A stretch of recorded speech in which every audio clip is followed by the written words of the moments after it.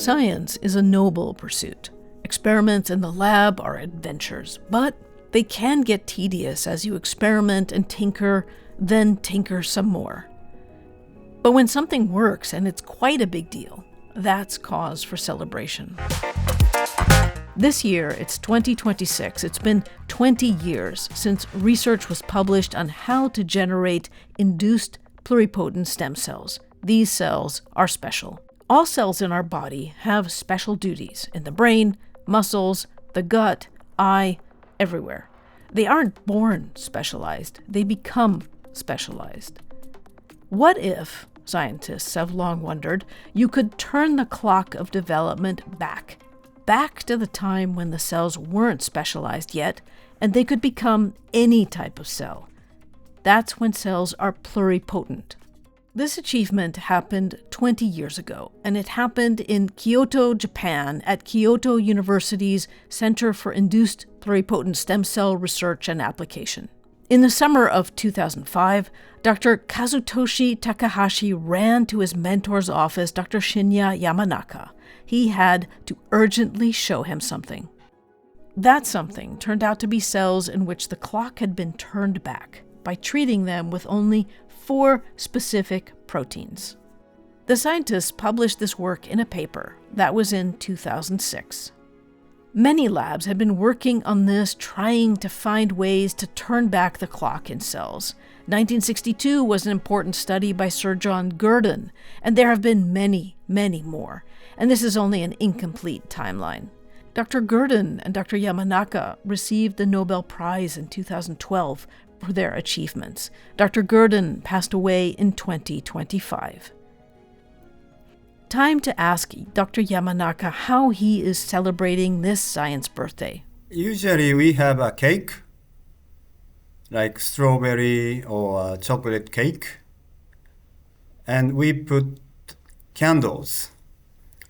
For example, this is a 20-year anniversary, so if possible, we put 20 candles and light them all on, and then we blow it off. This year, the very first 2 therapies that use induced pluripotent stem cells were approved by Japanese authorities, one for Parkinson's and another for heart disease.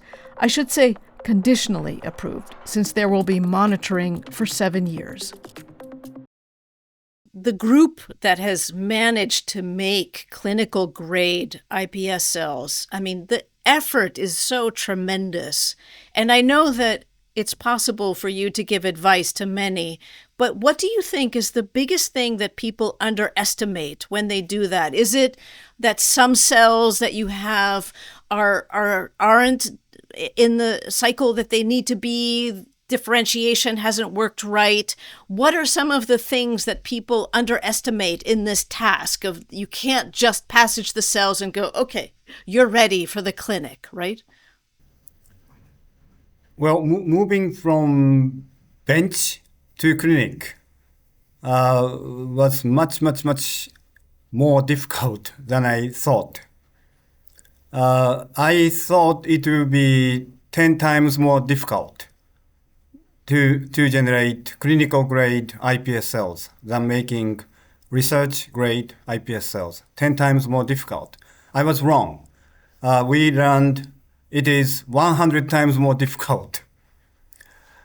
So many reasons. It's a combination of many factors. But moving from basic science to clinics is really difficult.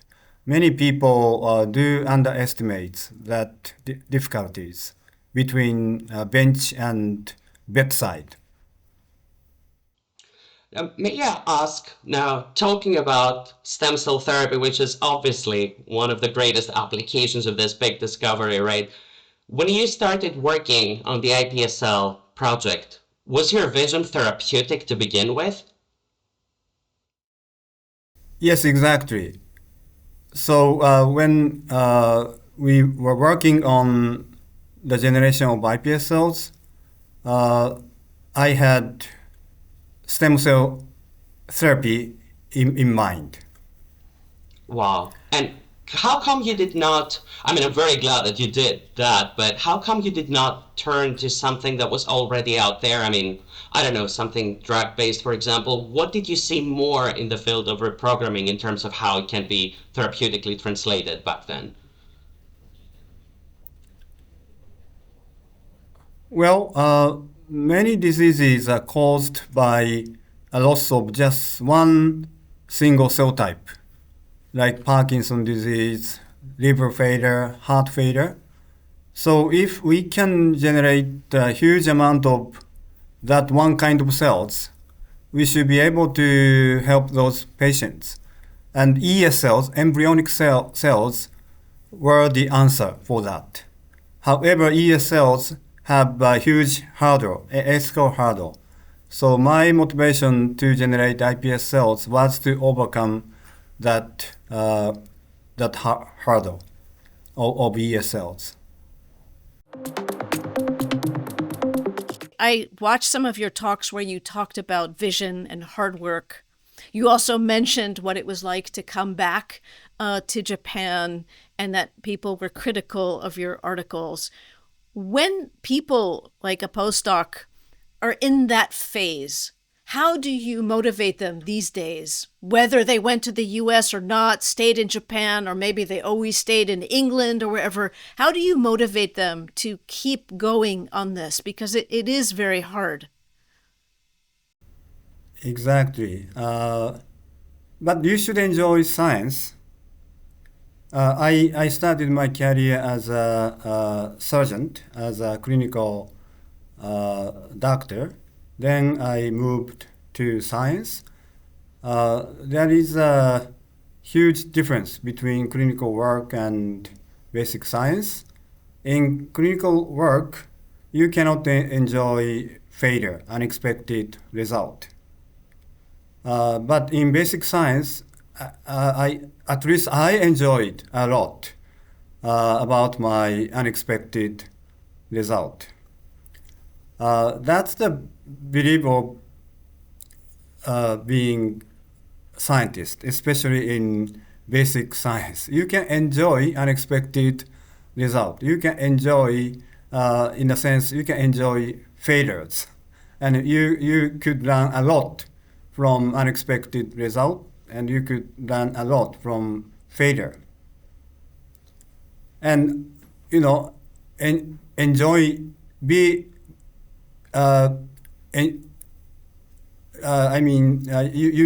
have to enjoy. I just wanted to ask this other thing about the name, if I may. The embryonic stem cell like. I know that you're very careful with language. So it's almost indistinguishable, but yet you say it's like. Because of the provenance only, or are there other subtle, very differences between embryo? It's a good question. I believe there was a paper from Konrad Heckenbrinker lab showing that if you generate ES cells and iPS cells, genetically identical ES cells and iPS cells, they are actually indistinguishable. So I think we can say ES cells and iPS cells are at least nearly indistinguishable, but at the same time we do see more heterogeneity or variations among iPS cell lines. So if you pick up the best iPS cell line from each donor, I think they're very good. But at the same time, we could have not so good iPS cells from the same donor. So we still have to select a good one for your own for your own purpose. I believe that's where we are. This heterogeneity, is this a strength of these cells maybe, and not just sort of a problem, or maybe it's actually something that has to be solved because they're not identical, obviously? Yes. So right now, many applications, many companies are trying to focus on just one line, allografts.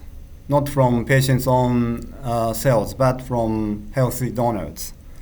So in that case, we have enough time to select the best line. And in that sense, heterogeneity may be good because we can select the best line from many, many different iPSC lines. But I believe the ideal usage of iPS cells is to make autologous iPS cells from each individual patient so that we can avoid the usage of immunosuppressants. For that purpose, we really want to avoid heterogeneity because in order to achieve autologous iPS cell therapy, the best scenario is we just make one iPS cell line from each donor, and that line works well. That's the scenario we want to see, and for that purpose, we want to avoid any heterogeneity. In 2046, first question is, what will you be running in marathon-wise? What will your time be? What do you think in 2046? And the second question is, what do you think stem cell biology is going to be, SIRA or elsewhere? Where is it going to be, particularly in terms of the clinical translation? So marathon and 2046, what is the world going to be like? So 20 years from now,